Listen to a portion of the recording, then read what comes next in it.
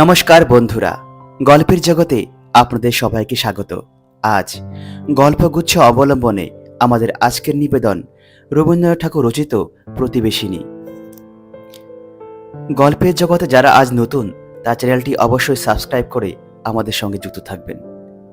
তো আসুন শুনে নেওয়া যাক আজকের গল্প প্রতিবেশিনী। আমার প্রতিবেশিনী বাল বিধবা, যেন শরতের শিশিরা প্লুত শেফালির মতো বৃন্তচ্যুত।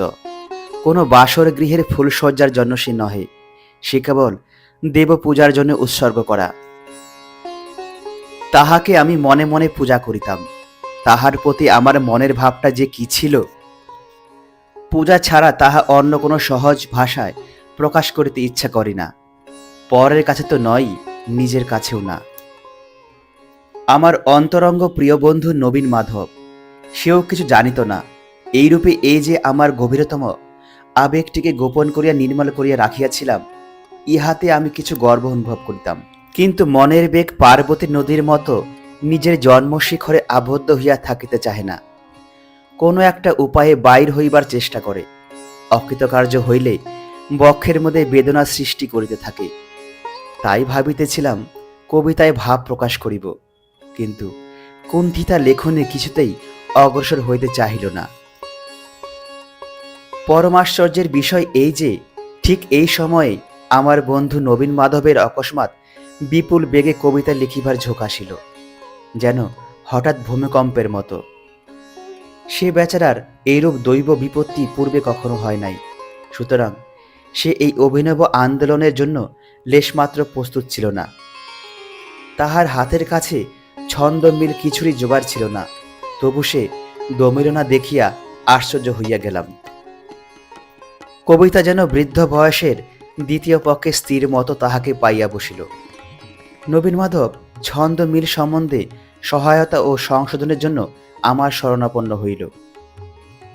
কবিতার বিষয়গুলি নতুন নহে, অথচ পুরাতনও নহে, অর্থাৎ তাহাকে চিরনূতনও বলা যায়, চিরপুরাতনও বলিলেও চলে। প্রেমের কবিতা প্রিয়তমার প্রতি। আমি তাহাকে একটা ঠেলা দিয়া হাসিয়া জিজ্ঞাসা করিলাম, কে হে, ইনি কে? নবীন হাসিয়া কহিল, এখনো সন্ধান পাই নাই।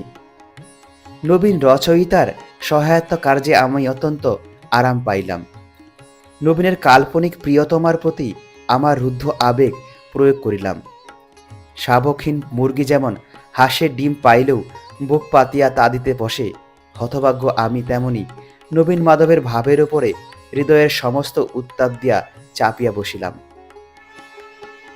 আনাড়ির লেখা এমনই প্রবল বেগে সংশোধন করিতে লাগিলাম যে প্রায় 15 আনা আমারই লেখা দাঁড়াইল। নবীন বিস্মিত হইয়া বলে, ঠিক এই কথাই আমি বলিতে চাই, কিন্তু বলিতে পারি না। অথচ তোমার এসব ভাব যোগায় কোথা হইতে? আমি কবির মতো উত্তর করি, কল্পনা হইতে। কারণ সত্য নীরব, কল্পনায় মুখরা। সত্য ঘটনা ভাবস্রোতকে পাথরের মধ্যে চাপিয়া থাকে, কল্পনায় তাহার পর মুক্ত করিয়া দেয়। নবীন গম্ভীর মুখে একটুখানি ভাবিয়া কহিল, তাই তো দেখিতেছি, ঠিক বটে। আবার খানিকক্ষণ ভাবিয়া বলিল, ঠিক ঠিক।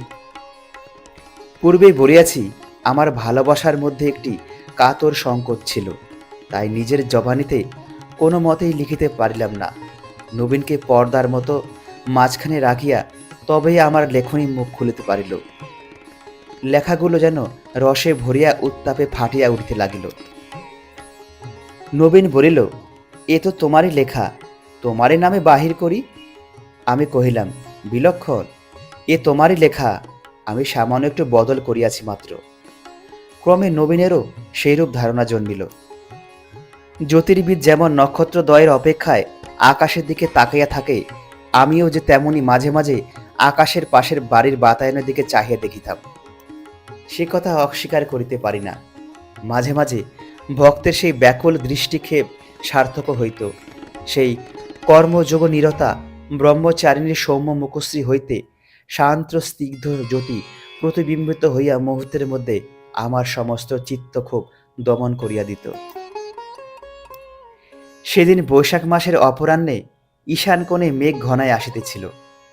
সেই আসন্ন ঝঞ্ঝার মেঘবিচ্ছুরিত রুদ্র দীপ্তিতে আমার প্রতিবেশিনী জানালায় একাকিনী দাঁড়াইয়া ছিল। সেদিন তাহার শূন্য নিবিষ্ট ঘনকৃষ্ণ দৃষ্টির মধ্যে কি সুদূর প্রসারিত নিবিড় বেদনা দেখিতে পাইলাম। আছে, আমার ওই চন্দ্রলোকে এখনো উত্তাপ আছে, এখনো সেখানে উষ্ণ নিঃশ্বাস সমীরিত। দেবতার জন্য মানুষ নহে, মানুষের জন্যই সে। তাহার সেই দুটি চক্ষুর বিশাল ব্যাকুলতা সেদিনকার সেই ঝড়ের আলোকে ব্যগ্র পাখির মতো উড়িয়া চলিয়াছিল, স্বর্গের দিকে নহে, মানব হৃদয় নীরের দিকে।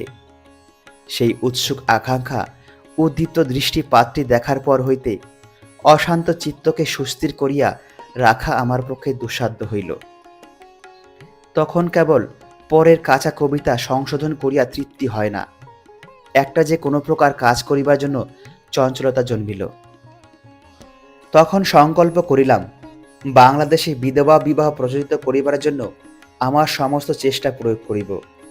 কেবল বক্তৃতা ও লেখা নহে, অর্থ সাহায্য করিতেও অগ্রসর হইলাম। নবীন আমার সঙ্গে তর্ক করিতে লাগিল। সে বলিল, চিরবৈধব্যের মধ্যে একটি পবিত্র শান্তি আছে। একাদশীর ক্ষীণ জ্যোৎস্নালোকিত সমাধি ভূমির মতো একটা বিরাট রমণীয়তা আছে। বিবাহের সম্ভাবনা মাত্রেই কি সেটা ভাঙিয়া যায় না? এসব কবিত্বের কথা শুনিলেই আমার রাগ হইত। দুর্ভিগে যে লোক জীর্ণ হইয়া মরিতেছে, তাহার কাছে আহারপুষ্ট লোক যদি খাদ্যের স্থূলত্বের প্রতি ঘৃণা প্রকাশ করিয়া ফুলের গন্ধ এবং পাখির গান দিয়া মুমূর্ষের পেট ভরাইতে চাহে, তাহা হইলে সে কেমন হয়? আমি রাগিয়া কহিলাম, দেখো নবীন, আর্টিস্ট লোকে বলে দৃশ্য হিসাবে পুরো বাড়ির একটা সৌন্দর্য আছে, কিন্তু বাড়িটাকে কেবল ছবির হিসাবে দেখিলে চলে না, তাহাতে বাস করিতে হয়। অতএব আর্টিস্ট যাহাই বলুক, মেরামত আবশ্যক। বৈধব্য লইয়া তুমি তো দূর হইতে দিব্য পবিত্র করিতে চাও, কিন্তু তাহার মধ্যে একটু আকাঙ্ক্ষাপূর্ণ মানব হৃদয় আপনার বিচিত্র বেদনা লইয়া বাস করিতেছে, সেটা স্মরণ রাখা কর্তব্য। মনে করিয়াছিলাম নবীন মাধবকে কোনো মতেই দলে টানিতে পারিব না। সেদিন সেই জন্যই কিছু অতিরিক্ত উষ্মার সহিত কথা কইয়াছিলাম, কিন্তু হঠাৎ দেখিলাম আমার বক্তৃতা অবসানে নবীন মাধব একটিমাত্র গভীর দীর্ঘনিশ্বাস ফেলিয়া আমার সমস্ত কথা মানিয়ে লইল। বাকি আরও অনেক ভালো ভালো কথা বলিবার অবকাশই ছিল না। সপ্তাহ খানেক পরে নবীন আসিয়া কহিল, তুমি যদি সাহায্য করো, আমি একটি বিধবা বিবাহ করিতে প্রস্তুত আছি। এমনই খুশি হইলাম, নবীনকে বুকে টানিয়া কোলাকুলি করিলাম। কহিলাম, যত টাকা লাগে আমি দিব। তখন নবীন তার ইতিহাস বলিল। বুঝিলাম তাহার প্রিয়তমা কাল্পনিক নহে। কিছুকাল ধরিয়া একটি বিধবা নারীকে সে দূর হইতে ভালোবাসিত, কাহারও কাছে তাহা প্রকাশ করে নাই। যে মাসিক পত্রে নবীনের ওরফে আমার কবিতা বাহির হইত, সেই পত্রগুলি যথাস্থানে গিয়া পৌঁছিত। কবিতাগুলি ব্যর্থ হয় নাই। বিনা সাক্ষাৎকারে চিত্ত আকর্ষণের এই এক উপায় আমার বন্ধু বাহির করিয়াছিলেন। কিন্তু নবীন বলেন, তিনি চক্রান্ত করিয়া এই সকল কৌশল অবলম্বন করেন নাই। এমনকি তাহার বিশ্বাস ছিল বিধবা পড়িতে জানেন না। বিধবার ভাইয়ের নামে কাগজগুলি বিনা স্বাক্ষরে বিনামূল্যে পাঠাইয়া দিতেন। এ কেবল মনকে সান্ত্বনা দেবার একটা পাগলামি মাত্র। মনে হইত দেবতার উদ্দেশ্যে পুষ্পাঞ্জলি দান করা গেল। তিনি জানুন বা না জানুন, গ্রহণ করুন বা নাই করুন। নানা ছুতায় বিধবার ভাইয়ের সহিত নবীন যে বন্ধুত্ব করিয়া লইয়াছিলেন, নবীন বলেন তাহার মধ্যে কোনো উদ্দেশ্য ছিল না। যাহাকে ভালোবাসা যায়, তাহার নিকটবর্তী আত্মীয়ের সঙ্গে মধুর বোধ হয়। অবশেষে ভাইয়ের কঠিন পীড়া উপলক্ষে ভগিনীর সহিত কেমন করিয়া সাক্ষাৎ হয়, সে সুদীর্ঘ কথা। কবির সহিত কবিতার অবলম্বিত বিষয়টির প্রত্যক্ষ পরিচয় হইয়া কবিতা সম্বন্ধে অনেক আলোচনা হইয়া গেছে। আলোচনা যে কেবল ছাপানো কবিতার কয়টির মধ্যেই ছিল, তাহাও নহে। সম্প্রতি আমার সহিত তর্কে পরাস্ত হইয়া নবীন সেই বিধবার সহিত সাক্ষাৎ করিয়া বিবাহের প্রস্তাব করিয়া বসিয়াছে। প্রথমে কিছুতেই সম্মতি পায় নাই। নবীন তখন আমার মুখের সমস্ত যুক্তিগুলি প্রয়োগ করিয়া এবং তাহার সহিত নিজের চোখের 2-4 ফোঁটা জল মিশাইয়া তাহাকে সম্পূর্ণ হার মানাইয়াছে। এখন বিধবার অভিভাবক পিসে কিছু টাকা চায়। আমি বলিলাম, এখনই লও। নবীন বলিল, তাহা ছাড়া বিবাহের পর প্রথম মাস ৫-৬ বাবা নিশ্চয় আমার মাসোহারা বন্ধ করিয়া দিবেন। তখনকার মতো উভয়ের খরচ চালাইবার জোগাড় করিয়া দিতে হইবে। আমি কথাটা না কহিয়া চেক লিখিয়া দিলাম। বলিলাম, এখন তাহার নামটি বলো। আমার সঙ্গে যখন কোনো প্রতিযোগিতা নাই, তখন পরিচয় দিতে ভয় করিও না। তোমার গা ছুঁইয়া শপথ করিতেছি, আমি তাহার নামে কবিতা লিখিব না, এবং যদি লিখি তাহার ভাইকে না পাঠাইয়া তোমার কাছে পাঠাইয়া দিব। নবীন কহিল, আরে, সেজন্য আমি ভয় করি না। বিধবা বিবাহের লজ্জায় তিনি অত্যন্ত কাতর, তাই তোমাদের কাছে তাহার সম্বন্ধে আলোচনা করিতে তিনি অনেক করিয়া নিষেধ করিয়া দিয়েছিলেন। কিন্তু এখন আর ঢাকিয়া রাখা মিথ্যা। তিনি তোমারই প্রতিবেশিনী, ১৯ নম্বর থাকেন। হৃৎপিণ্ডটা যদি লোহার বয়লার হইত তো এক চমকে ধক করিয়া ফাটিয়া যাইত। জিজ্ঞাসা করিলাম, বিধবা বিবাহে তাহার অমত নাই? নবীন হাসিয়া কহিল, সম্প্রতি তো নাই। আমি কহিলাম, কেবল কবিতা পড়িয়াই তিনি মুগ্ধ? নবীন কহিল, কেন, আমার সেই কবিতাগুলি তো মন্দ হয় নাই। আমি মনে মনে কহিলাম, ধিক। ধিক কাহাকে? তাহাকে, না আমাকে, না বিধাতাকে, কিন্তু ধিক।